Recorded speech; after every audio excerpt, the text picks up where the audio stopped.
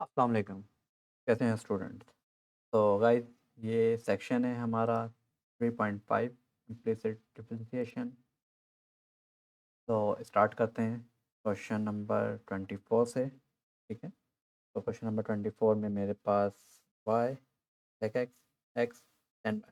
तो implicit differentiation means यानी कि इसके अंदर आप y को एज अ सब्जेक्ट नहीं बना सकते। फॉर एग्जांपल अगर इसके अंदर आप देखें y को सब्जेक्ट बनाना चाहें तो वो किस तरह से हो सकता है, x time 10y divided by sec x। ठीक है, देखें अगेन y सब्जेक्ट नहीं बना, राइट साइड पे भी y है और लेफ्ट साइड पे भी y है।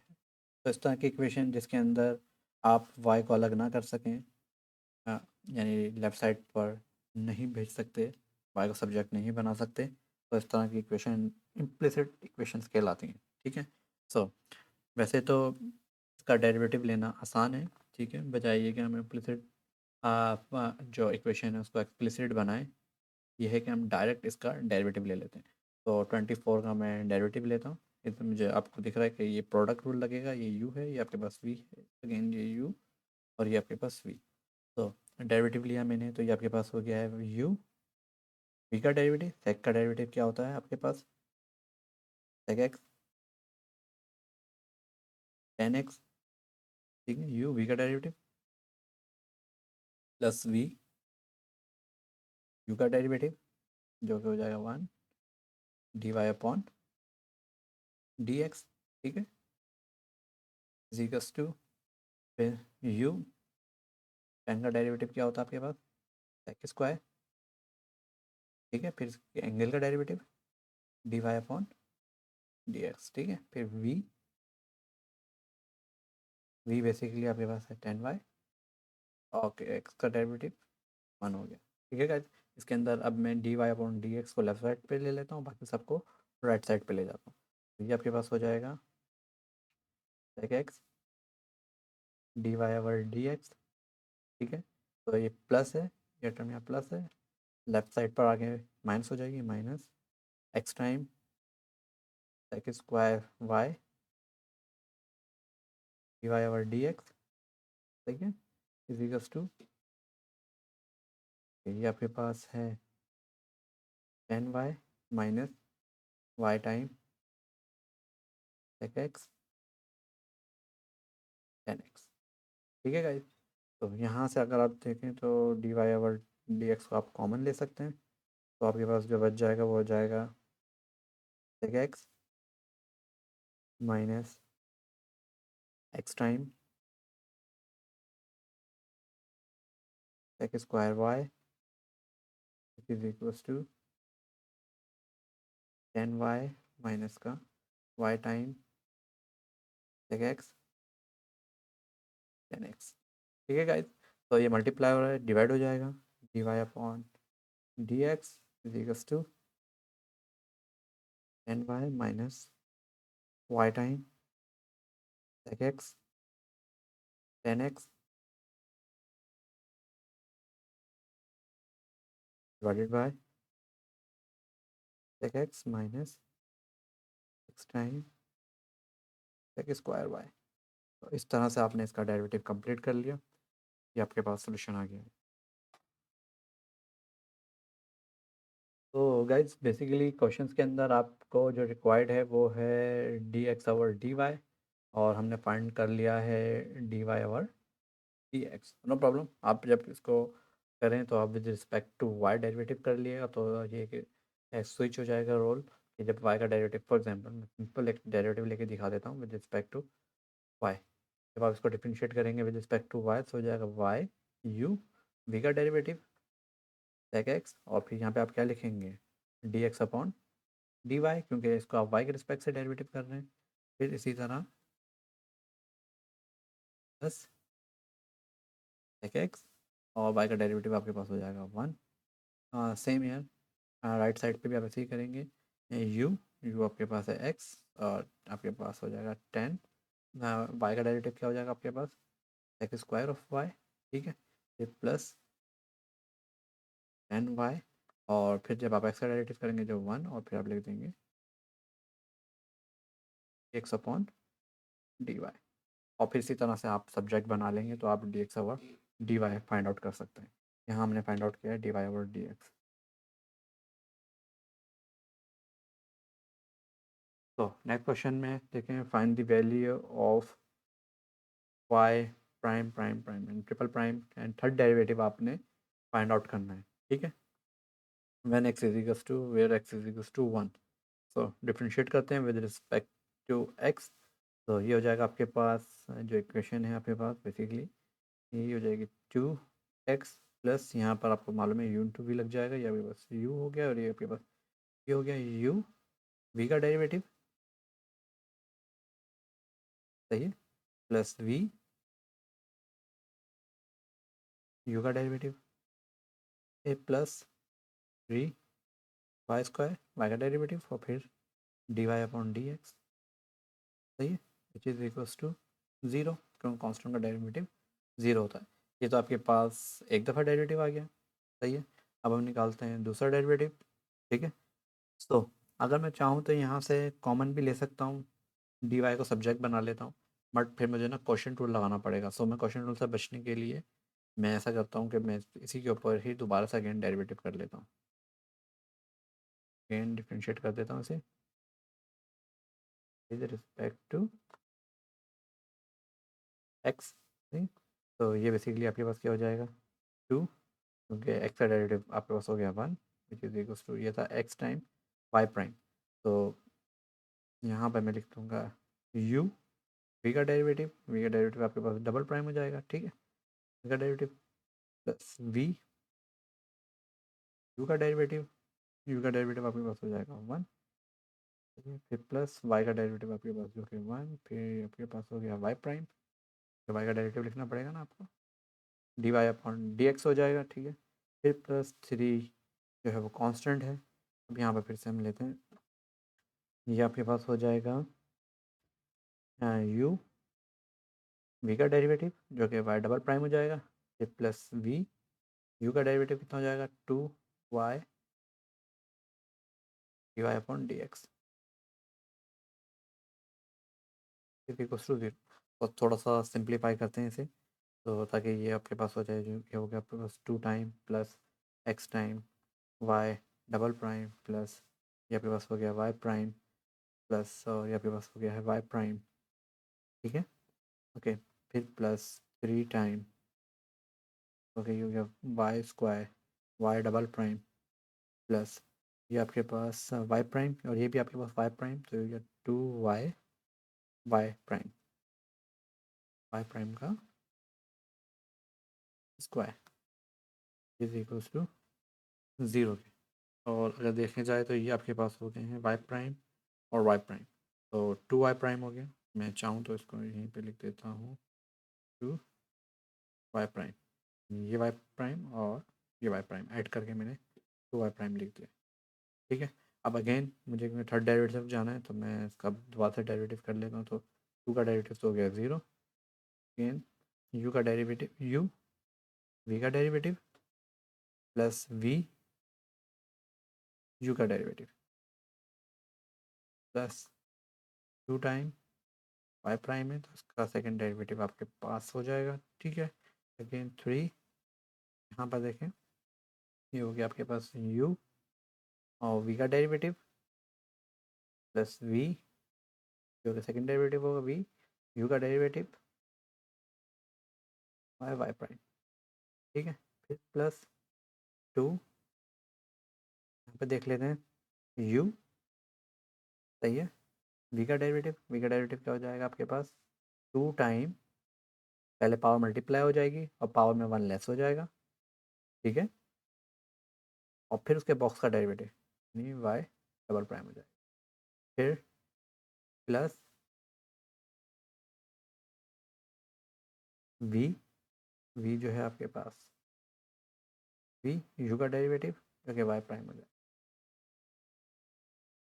ठीक है गाइस। इस तरह से आपने बस यहाँ से अब आपने y3 जो है वाई y3 प्राइम जो है वो आप कॉमन ले लें और उसके अलावा बाकी सबको आप रख ले जाएँ, लेफ़्ट साइड पे ले जाएँ, तो ये आपके पास हो जाएगा।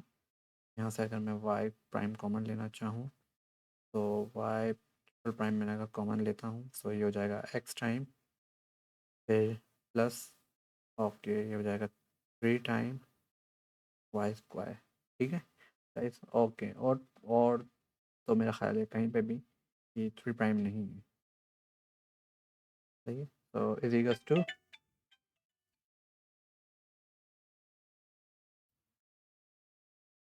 तो गाइज ये आपके पास बेसिकली ये वाई डबल प्राइम ये आपके पास 3 प्राइम हो गया, वहाँ जाके माइनस का 3 वाई डबल प्राइम हो गया। ठीक है, ये एक्सप्रेशन सारी ख़त्म हुई। उसके बाद फिर यहाँ पर ये वाली एक्सप्रेशन कॉमन में जा चुकी है। ठीक है गाइज, फिर यहाँ पर हम पहुँच जाते हैं और ये आपके पास बेसिकली हो जाएगा 6 टाइम, प्लस है वहाँ जाके हो जाएगा माइनस का 6 टाइम वाई वाई प्राइम और वाई डबल प्राइम। ठीक है, ओके। अच्छा, फिर ये भी आपके पास हो जाएगा 6 टाइम। ओके, यहाँ से देखते हैं किस तरह से करना है। ये आपके पास हो जाएगा 2 to the 4, 4 3 12, माइनस का 12 y y prime y double prime. ठीक है, ऐसे ही है ना, क्योंकि ये 2 to the 4 हो जाएगा, ये वाई है, ये वाई प्राइम है और ये वाई डबल प्राइम है, और 4 3 12 हो जाएगा। ठीक है, ये टर्म भी हम वहाँ ले जा चुके हैं लेफ्ट साइड के ऊपर। उसके बाद जो टर्म बच गई है ये, इसके अंदर हमारे पास जो बचा है 2 2 3 6, तो ये हो जाएगा माइनस का 6 टाइम, ओके, वाई प्राइम और वाई प्राइम, तो ये वाई प्राइम क्यूब हो गया बेसिकली, जो हमारे पास चलता हुआ आ रहा है। ठीक है, तो गाइज ये जब क्या कहते हैं, वाई 3 प्राइम्स के अंदर बेसिकली आपके पास क्या आ जाएगा, अगर मैं कहूँ तो ये आपके पास बेसिकली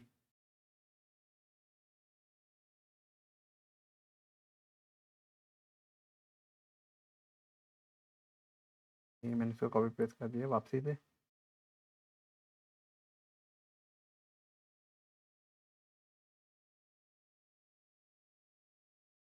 ठीक है, और डिवाइड के अंदर आपके पास आ जाएगा x+3 वाई स्क्वायर। तो गाइस एक दफ़ा से आप खुद भी अटेम्प्ट करके देख लीजिएगा, हो सकता है बीच में कोई अलजेब्रिक मिस्टेक हो गई हो। बहरहाल आपने इसको अप्रोच इसी तरीके से करना है जैसे कि ये मैंने किया है, या फिर आप इस तरह से भी कर सकते हैं कि जब आपने फर्स्ट डेरिवेटिव लिया, तो फर्स्ट डेरिवेटिव के बाद ये बेसिकली क्या बन जाएगा, फर्स्ट डेरिवेटिव के बाद ये आपके पास वाई प्राइम जो आया था आपके पास, वो क्या आ गया था, हाँ बेसिकली ये 2x था, तो ये आपके पास माइनस का 2x हो गया। तो ये प्लस वाई था, ये आपके पास माइनस का वाई हो गया। ठीक है, ओके। फिर ये आपके पास एक्स और 3x ये कॉमन लेते हैं और नीचे आके डिवाइड हो जाता है आपके पास x+3 वाई स्क्वायर। तो अब आप चाहें तो इसके ऊपर आगे जब आप डेरिवेटिव लेंगे तो ये आपके पास u होगा और ये आपके पास v होगा, कोएफिशिएंट रूल लग जाएगा। फिर दोबारा से आप जब लेंगे तो आपके पास वाई 3 प्राइम आ जाएगा और उसके ऊपर भी दोबारा से कोएफिशिएंट रूल लग जाएगा। तो मेरा ख्याल है कुछ इस तरीके की ही एक्सप्रेशन आपको देखने को मिलेगी। ठीक है गाइज, तो आगे देखते हैं क्वेश्चंस को।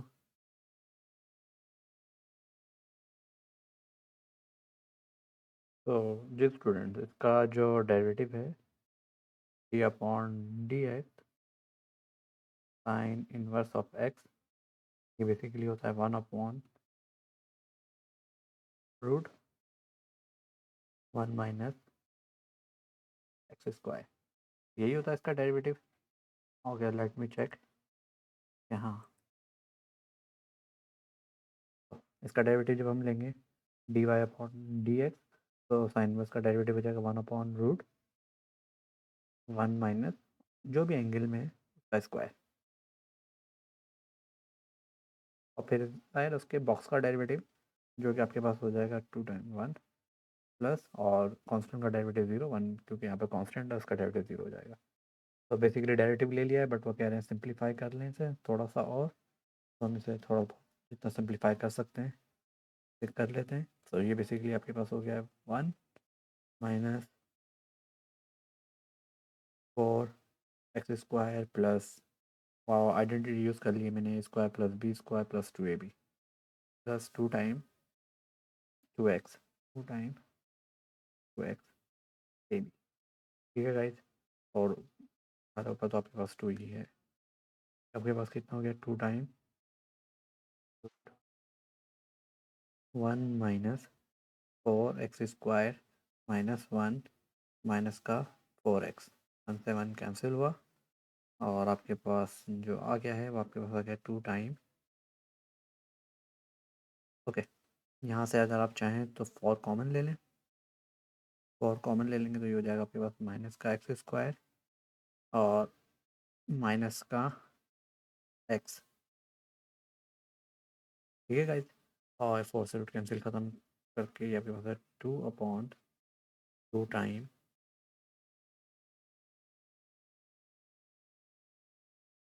माइनस x² माइनस का x। ओके 2 से 2 कैंसिल हो गया, बस ज़्यादा इतना सिंप्लीफाई हो सकता है ये। तो ये आपके पास हो गया x² माइनस का x। That's it. ठीक गाइस, हाँ नेक्स्ट देख लेते हैं। तो यहाँ पर देखें कुछ डेफिनेशन बता रहे हैं आपको। Two curves are orthogonal if their tangent lines are perpendicular at each point of intersection. यानी अगर आपके पास दो कर्व हैं, फॉर एग्जांपल देखें कर्व ये है, इसकी टेंजेंट लाइन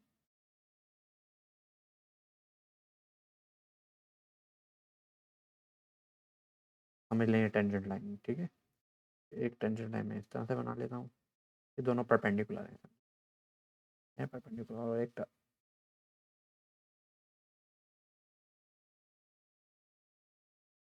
तो समझें एक कर्व ये है, एक कर्व ये है। तो टू कर्व्स आर ऑर्थोगोनल, ये दोनों ऑर्थोगोनल कहलाएंगे अगर इनके जो टेंजेंट लाइंस हैं वो एक दूसरे के परपेंडिकुलर हैं। आप लोगों को याद होगा हमने लेक्चर 1 में देखा था, परपेंडिकुलर अगर दो लाइंस हों तो कैसे पता चलता है कि उनके स्लोप जो होते हैं m1, और अगर इसका स्लोप m1 है और इसका स्लोप m2 है, इनका प्रोडक्ट किसके इक्वल होता है, -1 के इक्वल होता है।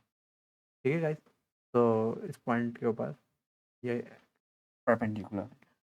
तो बस मैं ऐसे ही करता हूँ, मुझे बस मैं ये दिखा देता हूँ कि दो कर्व्स ऑर्थोगोनल हैं। स्केच वगैरह करने की मेरा ख्याल है ज़रूरत नहीं है और मैं करूँगा भी नहीं। तो ये मेरे पास एक कर्व है, ठीक है, और मेरे पास एक ये कर्व है। ये सिंपल आपको दिख रहा है, ये एक तरह से पैराबोला, फैमिली ऑफ पैराबोला। सी का मतलब ये है कि यानी आप सी की डिफरेंट वैल्यूज़ चेंज करते जाएंगे, 1 2 3 4, तो आपके पास डिफरेंट पैराबोलाज आते रहेंगे। इसी तरह यहाँ पर के है, के की आप डिफरेंट वैल्यूज़ चेंज करते जाएंगे तो आपको डिफरेंट टाइप ऑफ एलिप्स मिलते जाएंगे। ठीक है गाइज, तो इस वजह से हम इन्हें फैमिली ऑफ कर्व्स कह रहे हैं।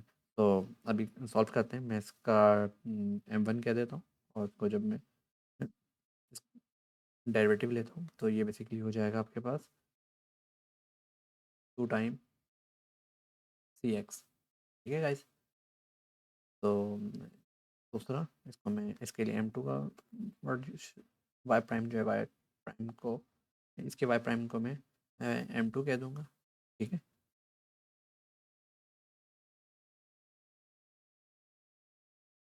ओके, तो ये हो जाएगा आपके पास 2x plus 2 to the 4 y dy upon dx। सही है, हाँ विच इज इक्वल्स टू 0। तो ये तो वाई प्राइम जो आया है dy अपॉन dx। ठीक है, तो ये आपके पास -2x डिवाइडेड बाय 4y। ठीक है, ये दोनों कर्व बेसिकली क्या कहते हैं, ऑर्थोगोनल है, line perpendicular each point of intersection, यानी दोनों जहाँ पर ये इंटरसेक्ट भी कर रहे होंगे। तो इंटरसेक्ट कर रहे हैं तो इसका मतलब ये है कि ये वाली y जो वैल्यू है ये मैं इसके अंदर पुट कर सकता हूँ, y अपॉन dx। तो ये माइनस का 2x divided by 4। Okay, y की जगह मैं लिख सकता हूँ 3 टाइम x²। ठीक है गाइस, तो यहाँ से ये मैं कैंसिल करता हूँ और यहाँ से मैं एक एक्स भी कैंसिल करता हूँ, तो ये पास आ गया -1/2 टी। तो इसको मैं कह देता हूँ m2। अब मैं चेक कर लेता हूँ कि ये ऑर्थोगोनल है या नहीं है। तो simple, if lines are perpendicular, lines are perpendicular, so इनके स्लोप जो है m1 और m2 वो चेक करते हैं कि वो -1 है या नहीं है। तो ये बेसिकली आपके पास -1 आना चाहिए। तो m1 आपके पास है बेसिकली 2c टाइम x, और m2 आपके पास है 1/2c टाइम x, और ये माइनस भी है। तो ये देखें c टाइम x से c टाइम x कैंसिल हो और आपके पास आंसर आ गया माइनस। तो आपने लिख दिया, this implies that curves are orthogonal.